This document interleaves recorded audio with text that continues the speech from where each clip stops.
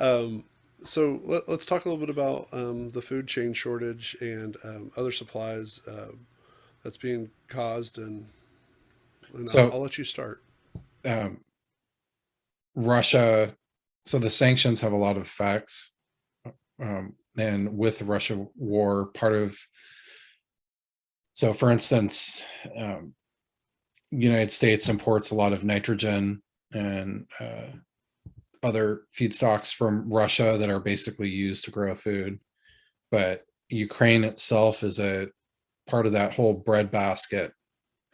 They're a huge wheat grower and wheat exporter, and especially out of those southern ports that Russia is now kind of coalescing around their military. So with that, I think it's about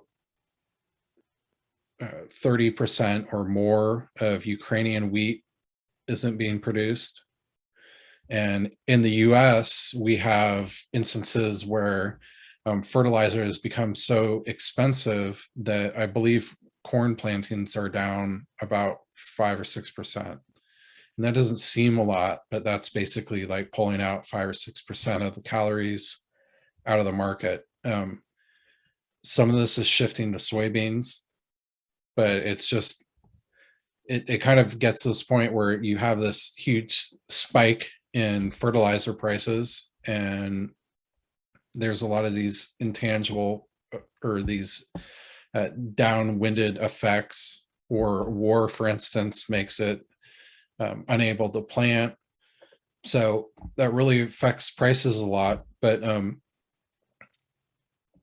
as America, we think about this being inflation, but the global food supply is basically like calorie based. So us US people can pay more for it, but probably a lot of the loser on this, which unfortunately they are typically losers on this food stuff, is like Africa, the poorer parts of Africa, maybe South America a little bit too, but mostly Africa. And it's just there's a lot of people that aren't going to be fed because of this. I know it's a huge concern for the UN, but you really have to worry about global starvation coming back at a big level.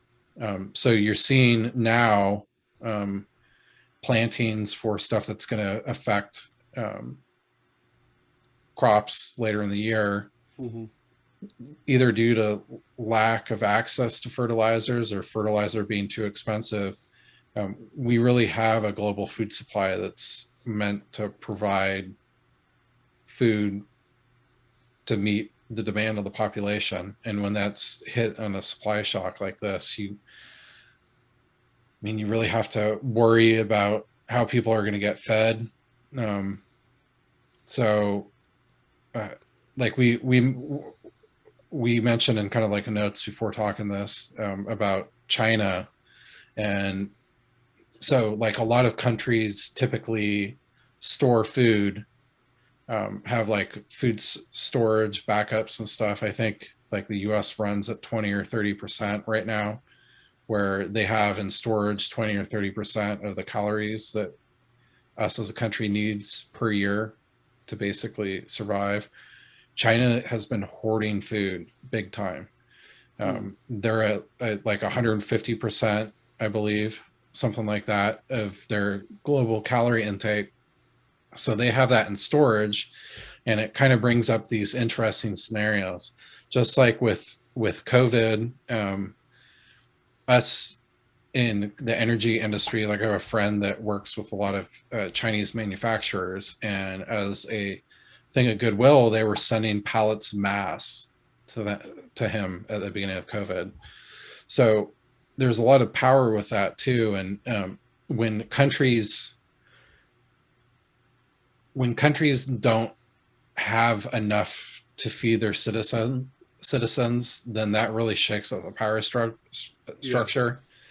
But it's an interesting situation, and I think this is going to be something that more comes into effect like next year, the year after is whether or not these shortages, like, or the storages in China, um, are used towards leveraging certain countries that are really struggling but might have either assets that China wants influence on or minerals to basically be like, you got to feed your citizens. We have the food, so let's see how we can make a deal here.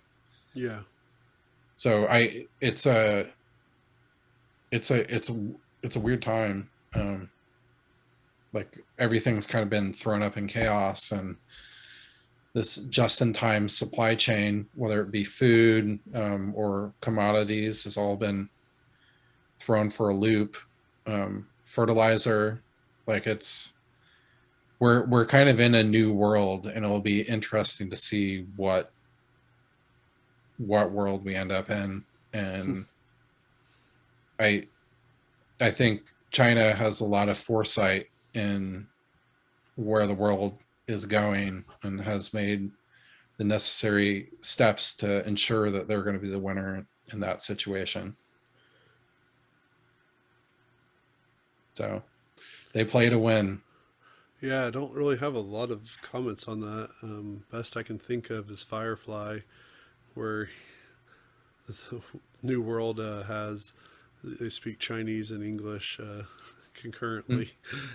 We um, have yeah, um, it's it's weird because we it seems like we take such polar opposite viewpoints from episode to episode. Like, hey, find a way to invest all your money on the future of Twitter, but also make sure to save up enough that you're going to be able to get through any kind of famine that might come our way. Um, I mean, and what's crazy is there's so many options. There's so many ways that we waste food. Um, I know that's not really maybe it won't hit us the same way, but the our family there's like lots of statistics that you can look up of how much the average American household or the average American adult wastes food every year, and I've always taken that kind of seriously, and I would make a joke about it, saying that's why I don't eat certain food, so I don't waste it, because I don't like it. But I really do try my best not to throw away food that is, if there's chicken on the bone, my friends are always like, "Oh wow, you really eat all that chicken. You don't leave even like little bits and stuff." Like, no, the dog, all they'll get is the bone. If they're going to get anything, they're not getting the chicken.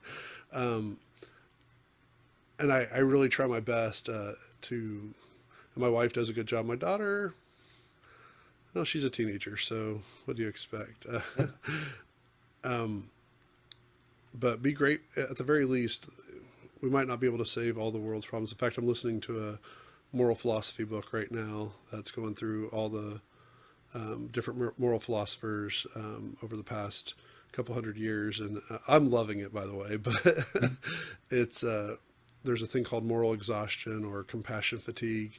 yeah. We and we talked about this early on in one of our first episodes about that there just seems like so many things wrong with the world and stuff. So I think one of the things that we do have to be able to get to be able to stay somewhat healthy is to be grateful for whatever you have.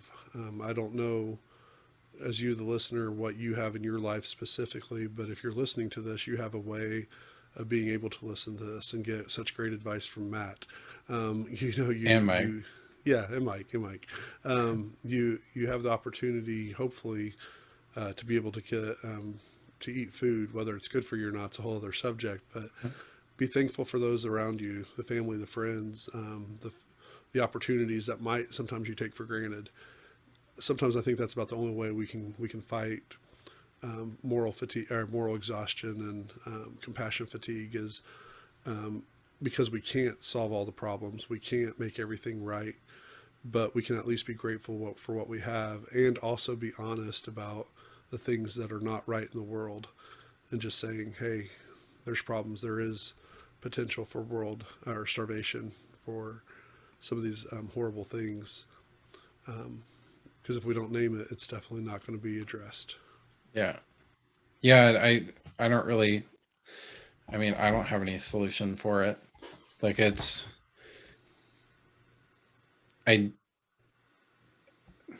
it's in a capitalist system, capitalist world, there's winners and losers. I don't think that there's a better system than that.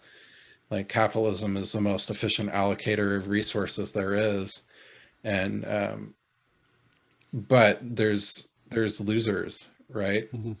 And when you have big shifts in the system of allocation like this, or shifts in the cost structure that it pushes people to make other decisions, like things break or they get stretched in certain areas.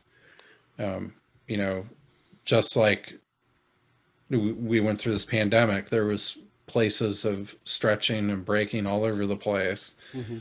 and it's the world seems so smooth, but it's not. It's Yeah. just kind of like, it's kind of like riding down a mountain on a skateboard, and then uh, all of a sudden someone throws out a log out in front. So it's just kind of, sometimes it's pretty brutal. You mentioned that.